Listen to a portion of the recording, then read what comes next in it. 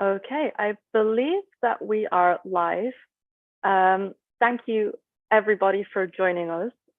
This is an event with Yasmin El-Rifae on Radius, this completely incredible book. You can see that my copy has many tabs in it that we will discuss. And we're gonna get started. So the format for this event is that I will give a very brief introduction of Yasmin and of the book.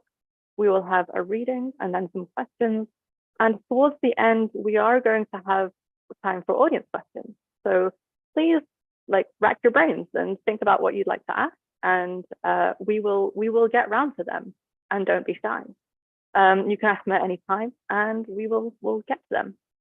So it's strange not having a live audience, even though we've done this a million times. So I'm imagining a huge cacophonous round of applause for Yasmin, our writer, who is a writer, an editor, the co-producer of the Palestine Festival of Literature. And she was a member, an organizing member of Authentic, which is what this book is about, which was the operation for Operation Anti-Sexual Harassment, which was in Tahrir Square during the Egyptian Revolution.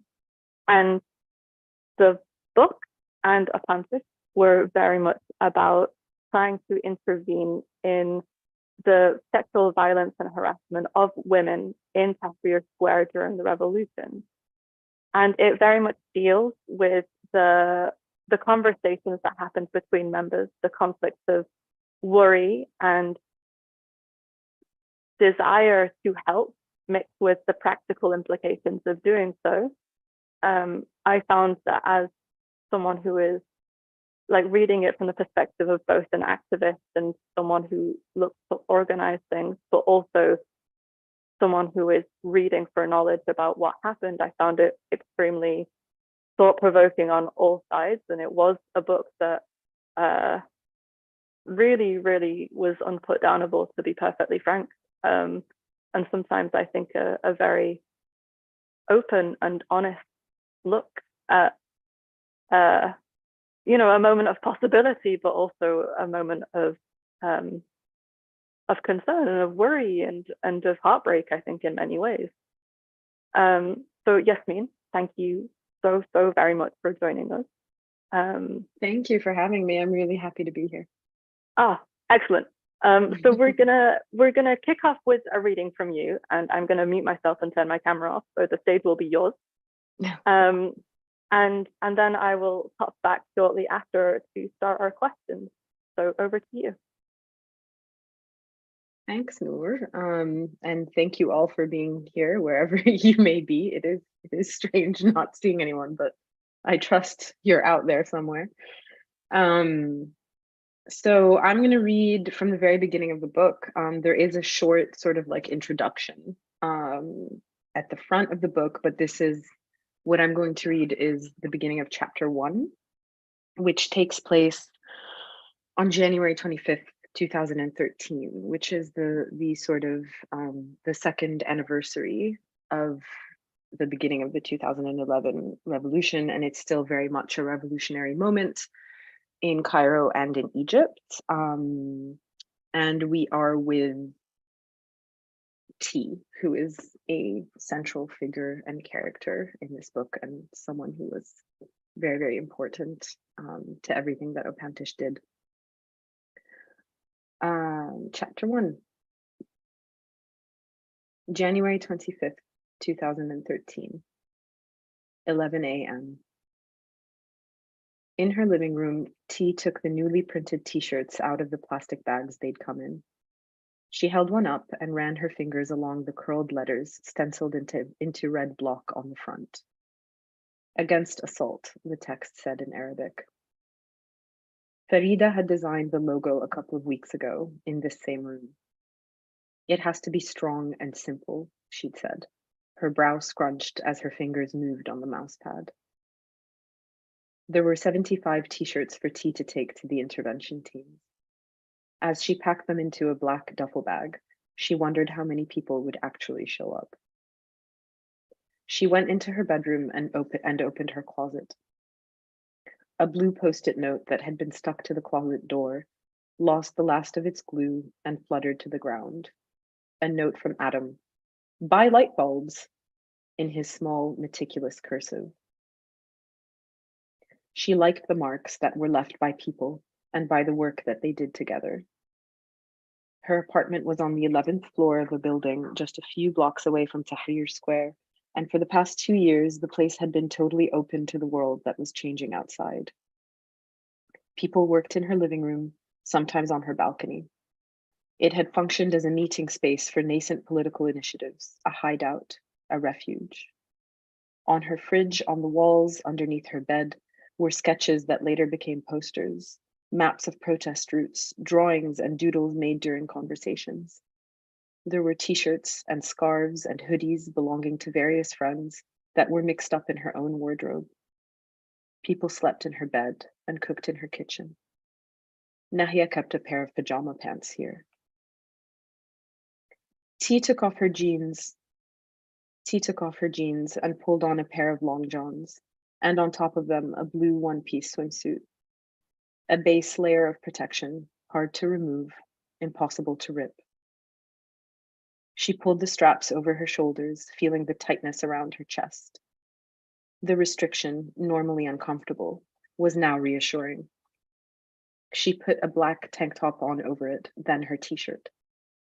She pulled her jeans back on over the long johns swimsuit combination. She planned to be with the so-called safety teams who take care of survivors once they had been pulled out of the mob. They were supposed to stand near the intervention teams, but to stay on the outside of the crowd, to not get pulled into the fighting. But T had learned to be ready just in case. Things changed quickly, and she didn't want to find herself unprepared. Her worn-out old Nikes would come off too easily. She reached in the back of her closet for a pair of heavy boots she hardly ever wore. Then she went to the mirror, thinking about her hair. A ponytail would be too easy to pull, an obvious target.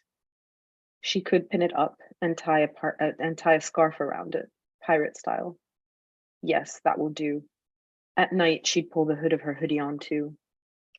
Il-dakhleya, baltageya, cops are thugs. The unmistakable rhythmic sound of chanting voices suddenly filled her bedroom. It was earlier than usual. Friday prayers had not even begun. It sounded like a small group, perhaps too eager to wait for the day's activity to kick off.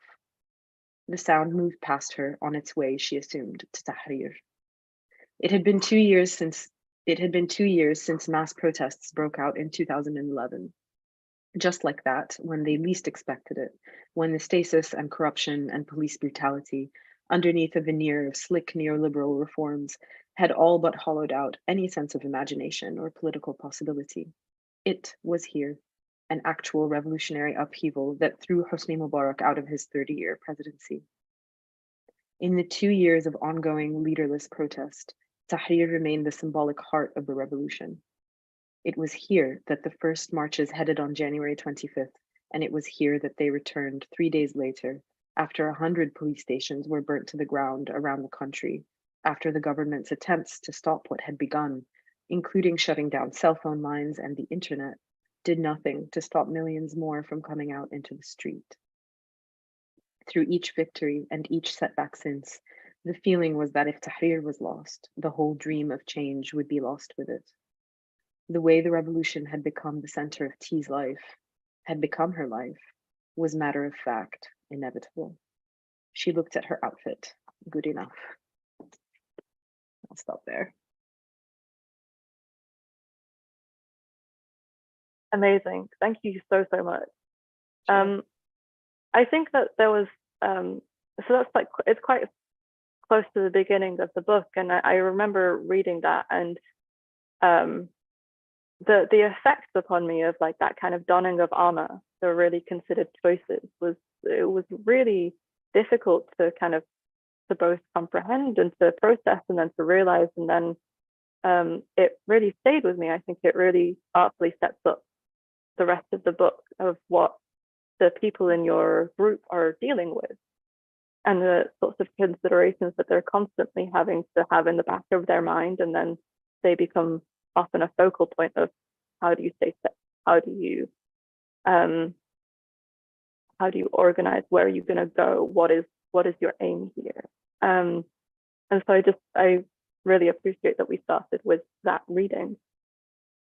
So I think I would like to hear from you, if possible, just an explanation of the moment that led to the creation of Opantic, and then how long it took to get up and running, and what it looked like.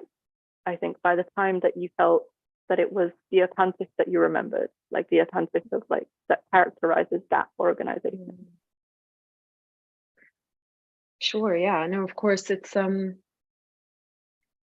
so towards the end of 2012, so almost 2 years into like revolutionary mobilization in Egypt, we began to see a pattern of these mass sexual assaults in the square.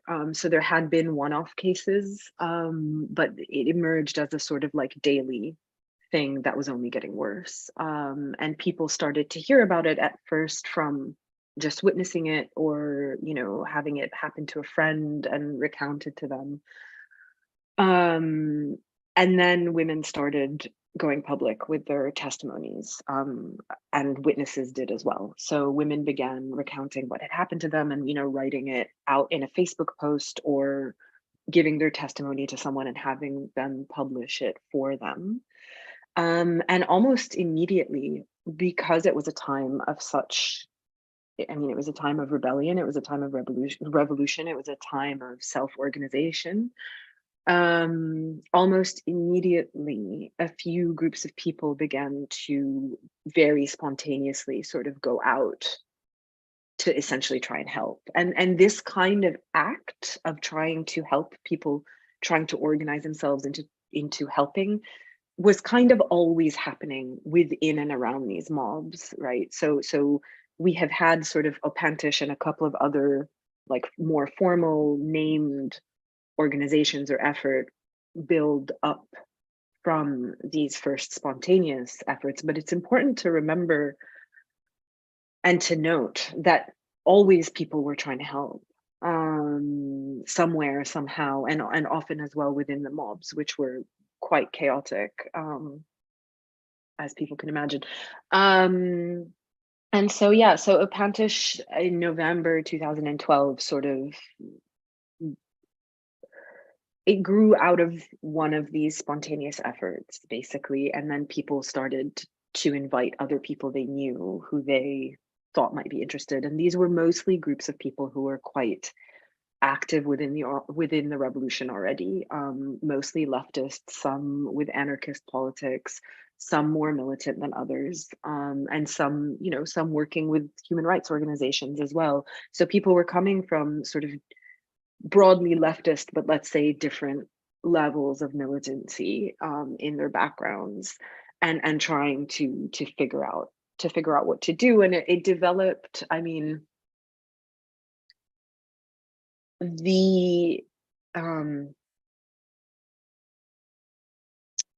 the stakes were always and very immediately quite high. And I think that this ties into what you were commenting on about this, T almost like putting on armor to go out and do this. And that is what it was. That we thought of these swimsuits and these layers of clothes and the shoes and the belts as some kind of, it was actual physical protection. And it was part of what we had to learn, right? Somebody had the idea of the swimsuit at some point and shared it around widely, and it became this kind of indispensable garment for many of the women who did this work. And so, yeah, so Opantic basically went from, I remember the first time that I went out with the group, we tied pink ribbons around our arms so that people would be able to sort of spot one another in the crowd, and we didn't all know each other and so on. And it grew from that to being quite sort of like operationally sophisticated with these like specialized teams, like an operations room, getaway drivers, intervention teams, people doing social media, people doing documentation, people answering hotlines, runners, scouts, you know, and it had at its peak hundreds of volunteers involved with it. And maybe something that's useful or interesting to also point out is that, so the night that I read the passage from, which is the second anniversary of the revolution, actually was, so Pantish had been working for a couple of months by that point. But that night was particularly, it ends up being quite devastating for the group, because it's sort of the scale of the attacks suddenly shot up, and we were just very underprepared and hadn't, you know, it's quite figuring out, and I don't know that it, you know, it's not like a complete ground that one can cover, but really learning or training yourself or enabling yourself as an individual and as a person working with others to confront just the force of a crowd, and a crowd that is being violent, is a very particular experience. And a lot of what we had to learn had to do with that. It had to do with not only how to dress ourselves, but also how to move within the crowd. And so basically, after the sort of quite heartbreaking experience of January 25th, 2013, the group sort of went away, and a few key people did a whole bunch of research on essentially how to navigate and combat crowds and crowd violence. And there were multiple strategies, but essentially that kind of like reformation of our groundwork allowed the group to then grow quite a bit and become and reach a point where essentially intervening on the ground became much safer, and we became able to, much safer for the volunteers, and we became able to more able to reach women who are being attacked quickly and get out quickly. And that was always what felt like the aim or the success, like to me. And I remember as well, within some of the conversations I had at the time, was like just kind of like, you know, just getting out fast and not getting dragged behind. And of course, the key thing, and what is in many ways like central to Radius, and the sort of the thing that I was so concerned with examining and really trying to understand on a sort of like both a psychological and a political level, was this kind of this act of people putting themselves at such huge risk for one another, for strangers, for friends, for comrades, like especially women, this kind of like transgressing your own sort of sense of safety, your own sense of self-protection, because you realize you yourself need to do this for someone else. And that act became safer over time. Many women became targets of sexual attacks themselves in the course of trying to help one another. But over time, it did become safer work and important political work. Thank you so much. I think it's something that is, you know, I think you articulate this incredibly through the book. That idea of where do you draw lines and how do you make this work, and that kind of the conversations that lead to this. And so it's as much to like not just for recounting, but sometimes it almost feels like the conversations themselves are happening. And that is actually something that's quite integral to the book, is you have interviewed people and you quote interviews, but in some cases it's a much more long form kind of narration of someone's day, like the way that she is dressing herself. And sometimes it's, you know, a single line, or sometimes it's a quote, like a direct quote from someone that someone has said to you. And so I wondered, why was it integral to you to not just present one version? Because up until, like, I got the sense, I felt like I understood to some degree various personalities and various people who were involved in various takes on it. And so why was it integral to you to write this book in this way instead of, I guess, maybe almost like writing a history or writing the story just yourself? I think there were a couple of reasons for that. I think one has to do with just the writing process and the sort of conceptualization of the book, which came a bit slowly. Like I kind of went away. I left Cairo in 2014 and moved to New York for a few years. And I left at a time when, like, you know, the revolution had been like brutally ended, and we were beginning the sort of the ongoing, quite crushing counter-revolutionary political schema that we're still living in Egypt. And I left because I sort of was feeling very stuck and I couldn't quite handle my life there or figure out how to move it forward anymore. And I knew I wanted to do something about Opantish. I knew I needed to write something. I wasn't quite sure what. I'd never written a book before. And I knew I really had no idea about the structure or the form of it, but the one thing I was very sure about was that I didn't want to be the central voice in recounting this experience, history, whatever it was I was thinking of it as at the time. And I think there were a couple of reasons for that. I think one was like, it was very clear to me that, you know, this was an extraordinary thing that had happened. Like this was an unusual collective. It was an unusual effort. It was, yeah, just sort of strange and worth kind of capturing and documenting as a piece of history, like even beyond a piece of like feminist history or militant history or Egyptian, like just as a thing that people did.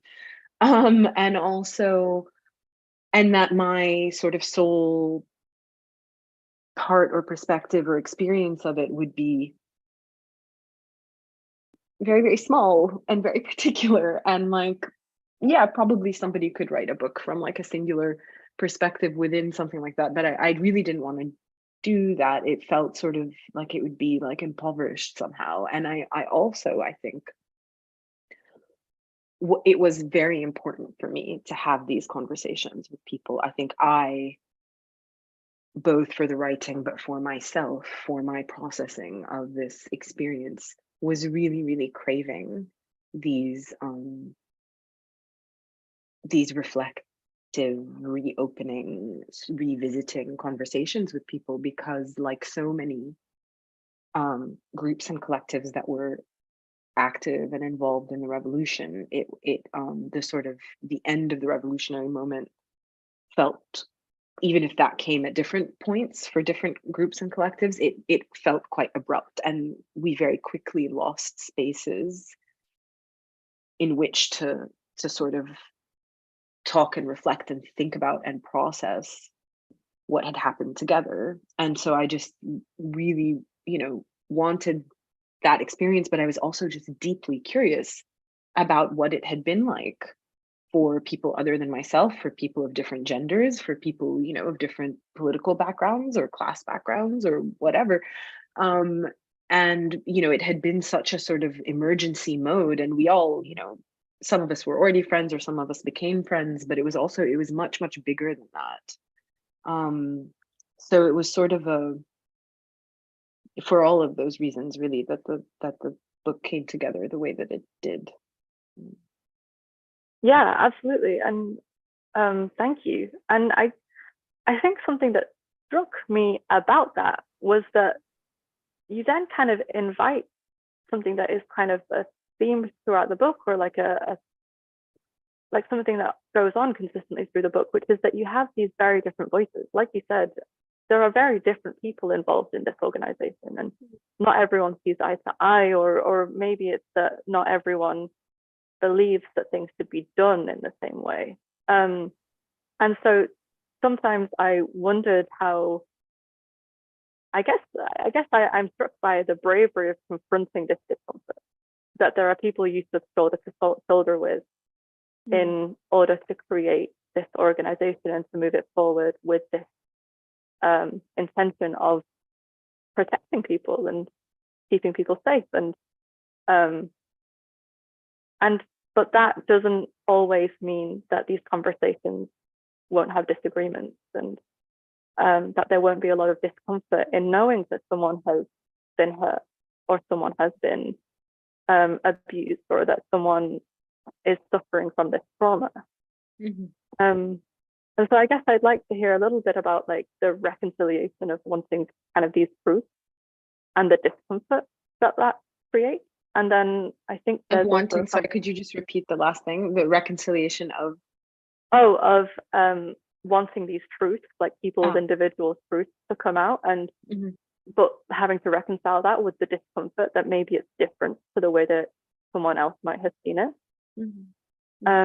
And then there was also, I think, a really good example of this, where was a really good time when this is discussed in the book, where there's a discussion about whether women should be in the intervention group.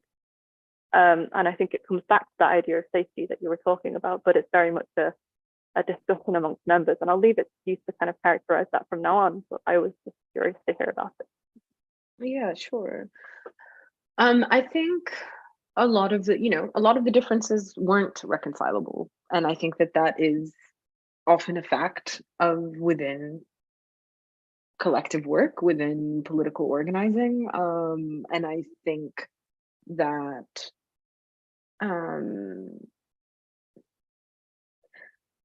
I think it's more interesting and useful to examine the cracks and to examine the differences and the divisions within people, and that in a group like Opantish, some of them, like I said, were not reconcilable, and some members left due to political differences or strategic differences and so on. And I get into that in the book, and I think that is always,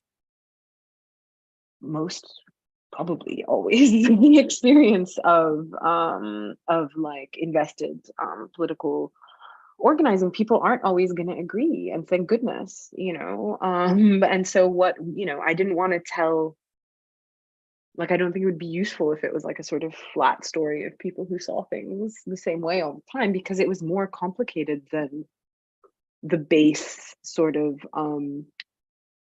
raison d'etre of the group. The base reason we were doing it was, everybody agreed that this shouldn't be happening to women, but that's not everything, right? That's like, everybody's going to agree to that, but there's like more going on. And it's so on this question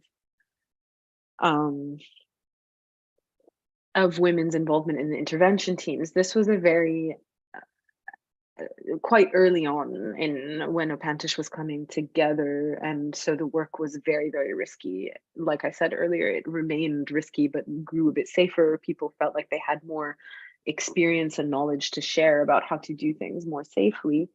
But at the beginning, it was very dangerous work, and this prompted a lot of concerned responses, but also very gendered responses, in which people were saying, well, aren't women just,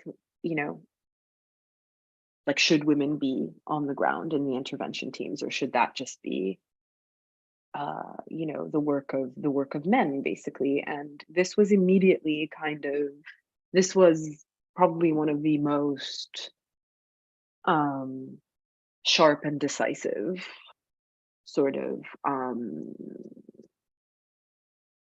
confrontations around the group, and the response that eventually sort of won the debate and became the sort of ongoing strategy of the group was that women should absolutely take on any role and any job that they felt they wanted to within Opantish, and that, the whole political purpose of what the group was trying to do was to insist on women's full agency as revolutionary actors, as political actors, as citizens. And from our perspective, separating women out, saying that there is any space in which a woman can't go, but certainly that women can't help one another, was sort of anathema to everything that we were trying to do. And the group decided early on to sort of see itself and organize itself in a way that went beyond this act of pulling women out, right? It went beyond, it was about being a feminist group doing this in a feminist way. And so there was no way that things were going to be segregated ultimately. So yeah, it was sort of dealt with. I mean, I get into more of the sort of nuances in the book, but this was a very early debate, and ultimately it ended up being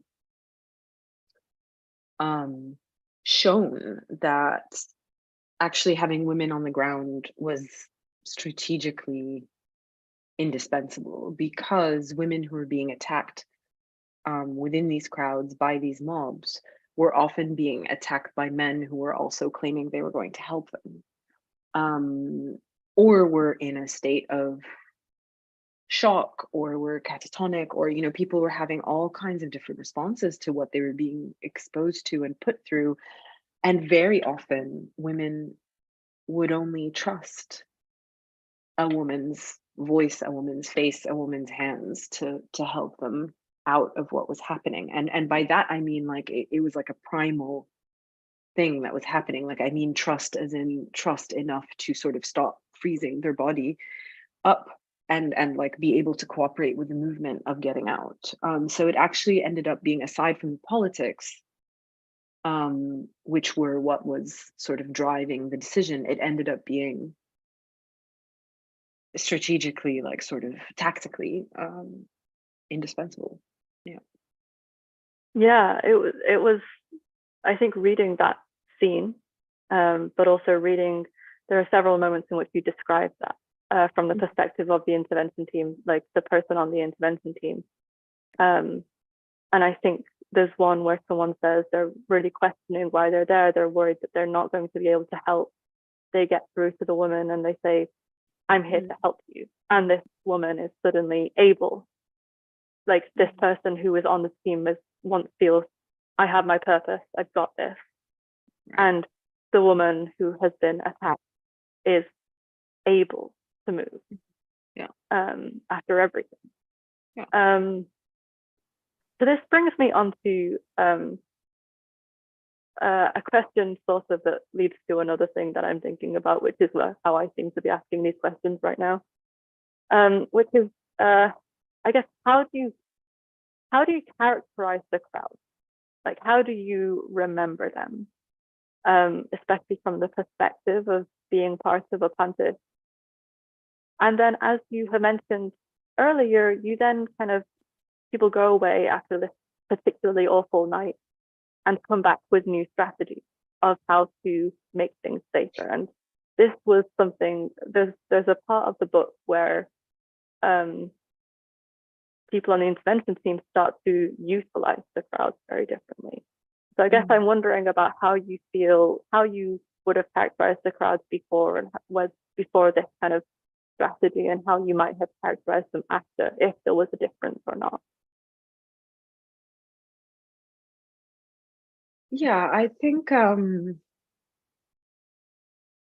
I asked you a really big question there, and I can absolutely help you out with like a little bit of a memory jog. Just let me know. No, I can have a go at it. I think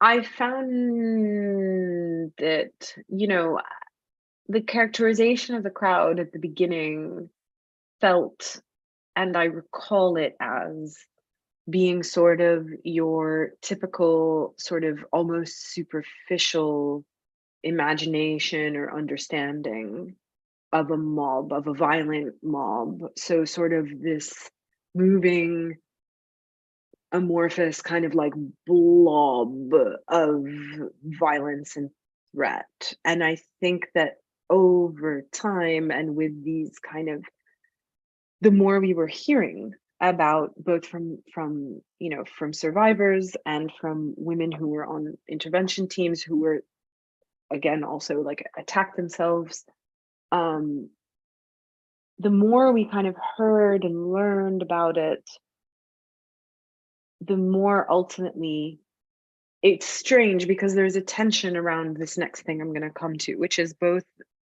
in a way, it's like things became more individuated. And that's something that's seized on by this strategy that Adam, the person called Adam in the book, and other members of his team were using, which was to essentially try and enlist members of the mob who were actively being violent, like actively harming women, and enlist them into coming onto their side and to helping the intervention teams help this woman. And this was done because women had so often described, again, this thing of like men both hurting them and either claiming to help them or actually hurting them as they were pulling them out of the mob. There was something that revealed itself within this blob of the mob. Something revealed itself about human beings as individuals having some terrifying but also perhaps utilizable capacity to be two things at the same time, good and bad, or to shift from one side to the other, depending on what they thought. Almost, I mean, Adam's explanation or philosophy around it was that it had to do with like what they thought was going to give them a better social standing in this moment of being in a crowd. So are you going to be more powerful, even in the most like horrific gendered like trope language? Are you going to be more powerful if you are assaulting this woman's body, which is not even, it's only a woman's body at that point in like the most kind of reduced and like othered way, right? It's not even sexual. It's like an othering that this violence is like operating on. So is that going to be more powerful, or given an invitation by this team of people who are, you know, in some significant number and here to help, who are saying, and it is an invitation, because Adam's thing was to sort of, he would often be like, I know you're here to help, that's why you're here, right? So here, why don't you, we're here to do this, why don't you stand here, put your hand, you know, whatever, like give them then something simple to do. But to come in with a sort of like just an assumption that you're here to do this good and brave thing, right?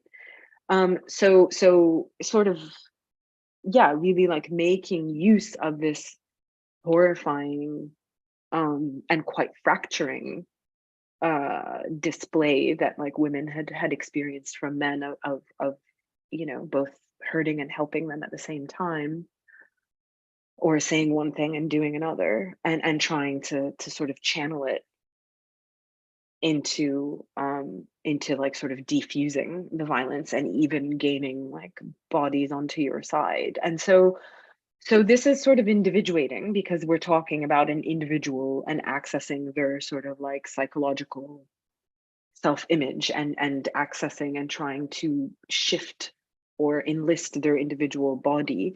But it's sort of also, it remains, it's not as simple as saying that for me, like the mob then became, you know, about these individual people, because there's also like there's an anonymity, right, that's perhaps also being seized on by Adam's strategy, this kind of like anyone could be anything thing, which is not necessarily a bad thing, like politically or otherwise. Like, you know, it's not bad to think that we're not like so tied to any one identity or any one act in any moment. Like changeability is a good thing from my perspective. So yeah, that's my answer. I don't know if that addresses your question exactly, but yeah. It's an amazing answer. It's amazing. I think it's so crazy, I guess, to think of that, and I can't imagine having been on the ground trying to strategize through that. Yeah, so something that kind of comes out because of this discussion of crowds and the you know, the very purpose of a panthist of being anti-sexual harassment. There's also a concern amongst members of the group, especially while you're talking to them afterwards, of, well, where, you know, what if this feeds just the racism against Arabs and Arab men? And I wondered where you stand with that, like where the conversation is around that for you and for members of a Apantish that you speak to now. Is it still the same concern? And is it something that you think has changed over time? Was there a moment of realization that, oh God, this could happen as a result of what we talked about? I'm not sure. I think that in many ways, like a lot of the traps are the same when it comes to um sort of speaking quite clearly or confronting different kinds of patriarchal structures or violence in the region. Like it's because women and gender violence have been just historically and still are so repeatedly weaponized,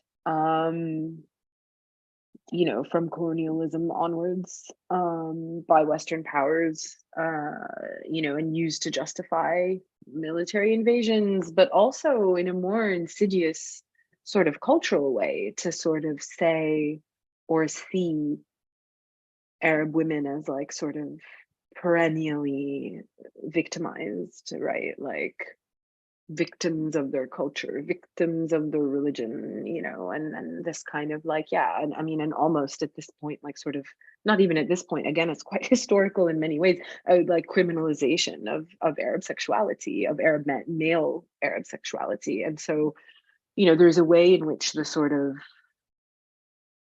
very public spectacle of Opantish and of the mob violence that Opantish was fighting against can very easily be seen to play into that. It's like sort of, oh, look at what Arab men do, or Egyptian men or Muslim men or whatever, when like there's no law enforcement in a space like Tahrir. They go out and like, it's as if this is somehow their natural state has been unleashed, rather than like, the result of many sort of complex and ingrained social and political forces that are also connected to the reason why women are subjected to sexual violence all over the world. And so again, it's this kind of bracketing of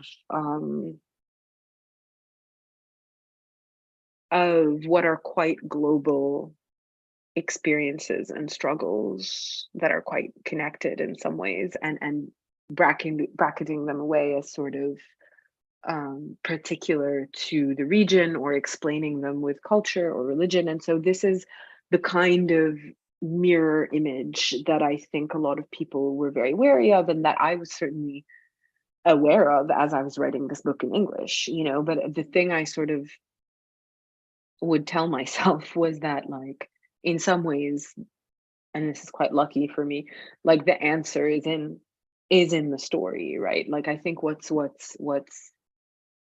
politically useful in many ways about the experience of Opantish in general is that women are being victimized, but they're also agents, and they're also like sort of fighting back and doing it in these like, improvised and sort of extraordinary ways. So that was kind of my answer. But I don't know, it's like the world sort of has not moved on from this very insistent lens, and I think it's because, to a large extent, there hasn't been a real confrontation with the root causes of this violence, of sexual violence in the Western countries that are giving this gaze onto the Arab world. And I think because when you confront the root causes, then we can have a sort of conversation in which we can leave that lens behind. Here I'm referring to sort of like mainstream media and politics, of course, not our conversation here. Yeah, I understand. Yeah. It is a particular incredible aspect of bigotry and kind of ridiculous power that you can criticize, amongst others, what you just yourself are just doing. And I mean the thing. Sorry, but the sort of attached and linked to that was the sort of, at the very beginning, when this violence broke out and these groups like Opantish were forming, a lot of revolutionary activists and political parties and groups did not want to call out the fact that this violence, like they didn't even want to discuss the fact that this violence was happening in Tahrir, because they thought it would somehow like what's the word, like sully the image of the revolution and the square, like as if it's not the violence itself that's doing it, it's the sort of talking about it or the attempt to resist it, right? So again, it's like pushing things away from the cause and from what's really really happening onto this other sort of somehow imaginary political plane of like images, and you know, it's yeah, but it's connected somehow. I guess, I don't know, I see like almost like a circle of people pushing away something very real that's happening, and then like, I don't know, in your book you very openly discuss things like disagreements and concerns, and it makes it stronger, quite frankly. Yeah. So we have three questions and about 10 minutes to finish this off. So I'm going to ask the question, and then I'll pass it over to you. So our first one is from Taleb. How did you negotiate protests that gathered people of different traditions and different levels of militancy or organizing experience? Sometimes the factions on one side can seem at cross purposes.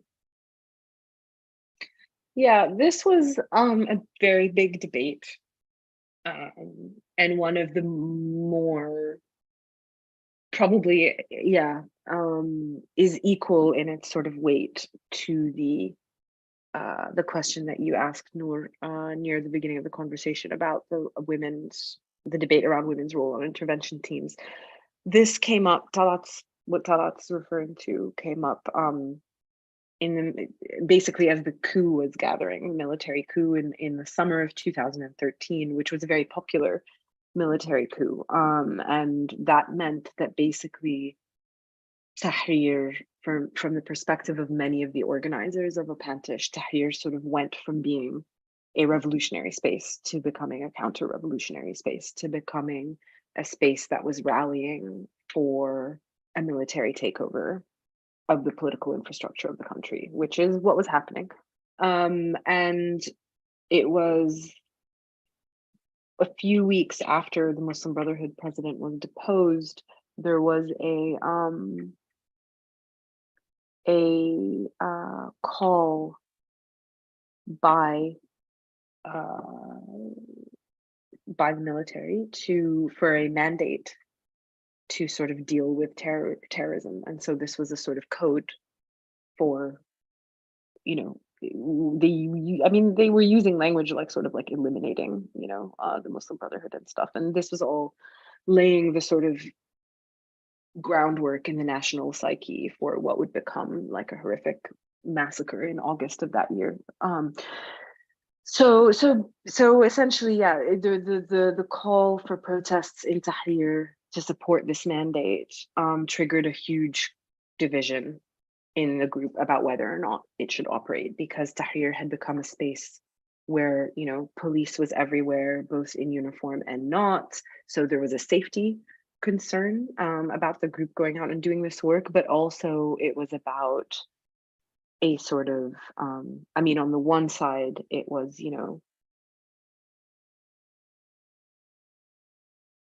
the question, the problem that this question raised was, would it be saying, by not going out in these protests, would we be saying that any women who were attacked were somehow like not worthy of the effort to save them because they had a different political viewpoint than we did? And the sort of counter argument to that was, you know, about that there are now police in the square, and so there's other safety like sort of elements in place and so on, and that people can organize their own squads, which was something that had been happening. People had been looking to Opantish to like model their own things, but it also shed light on a decision making and structural issue that the group had, which for better or worse was that there was a core group of organizers who made these kind of like political and big strategic decisions, and who remained more or less the same people for the majority of the time that Opantish was most active, and who sort of held on to the group's identity as they saw it. And so there was a lot of discomfort, and yeah, people in the reflections and the conversations that I had with them later felt that this was, you know, we would sort of try and have these sort of democratic moves or put things to votes with volunteers and so on, but ultimately the group would decide, the core group would decide what it wanted. And so it raised a lot of questions around like horizontalism and so on in groups, and whether that's actually always the best thing, and why is it that we sort of, even when it's quite clear we are not going to make decisions in a horizontal way, why do we feel the need to keep sort of trying to pretend like we're going to? That's brilliant, thank you. We have another one from Joan. Did other feminist organizing or writing inform your tactics or strategy at the time? And is there anything you have learned since that you wish you had known then? That's a good question. I remember that at a few sort of moments of downtime while Opantish was happening, like having these conversations with people and trying to look up similar things that women had done. And at the time, the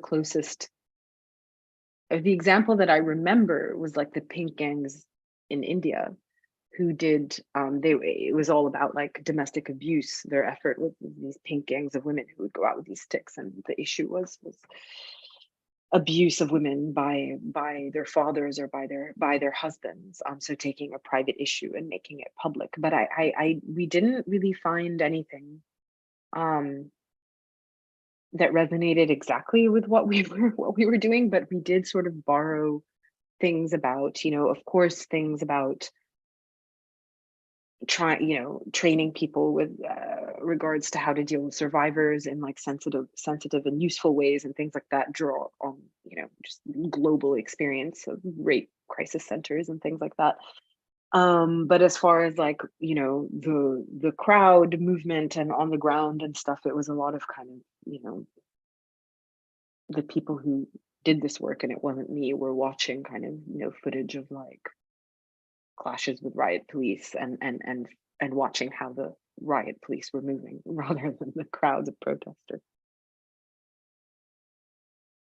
And then our final one is from Kate. Have you perceived a substantive difference between feminist revolution or feminist uprising and revolt not underpinned by feminist politics or organizing? So is there a difference between those two when it is feminist or when it is not?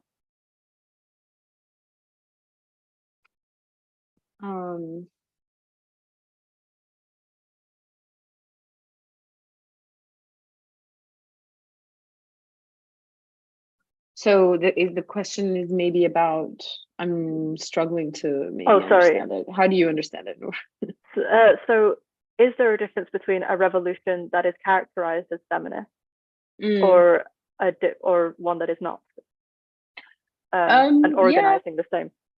Yeah, I mean, I think if you are going to try and organize within a revolution in a feminist way, then, you know, you have to dispense with a lot of very deeply socially encoded, imprinted ideas about gendered bodies and the roles in the world and how they move. And it doesn't, and it also, it does not remain like it, the revolution and its effects, if we're going to talk about it in a feminist way, are not delineated within or around certain acts or certain spaces, right? It has to kind of ripple out and echo and follow people home. And this is one of the things that's raised by especially some of the men that I interviewed for the book, who were sort of questioning, you know, these supposed transformations that a lot of male organizers and volunteers in Opantish claimed to have felt or had by doing this work, that it turned them into feminists, that it made them more sensitive, that it made them understand gender better, and so on. But some of the men I spoke with felt like, wait, actually, have I really interrogated my thoughts and politics on gender in my personal life? And isn't that just as important if we're going to try and have like any kind of true revolution? So this is, I think, what a feminist attempt can bring. I think one of the most powerful things is yeah, just the a borderlessness, That's amazing. I think we can leave it there. And Wonderful.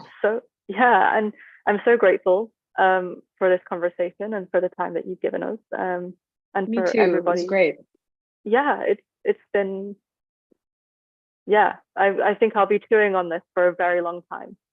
I'm also thank you to everyone who is watching. And please do remember that you can, if you haven't already got your copy of the book, you can grab a copy in the shop. And Yasmin, I hope one day we'll see you in Edinburgh. I hope so. Yeah, and we'll welcome you in, and it will be super cool and fun. So I guess this is a goodbye from us to everyone watching, and